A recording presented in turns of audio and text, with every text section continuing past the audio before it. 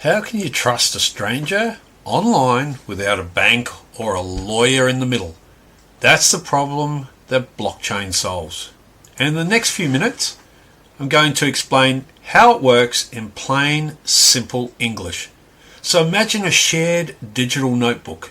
Every time a transaction happens, it's written down in a notebook. And everyone has a copy of the notebook. You can't erase what's been written. You can't change it. And because everyone has a copy, you can't cheat the system. That's blockchain. It's a shared, unforgettable notebook that records all transactions.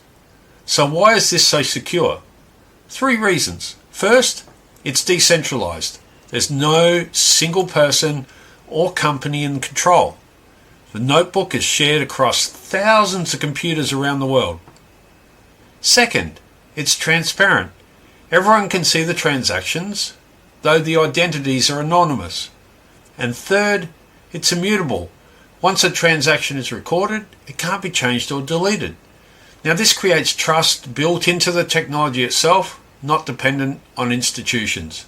So in our next video, we'll explore one of the most exciting applications of blockchain, tokenization, and we'll look at how it's changing the world of ownership.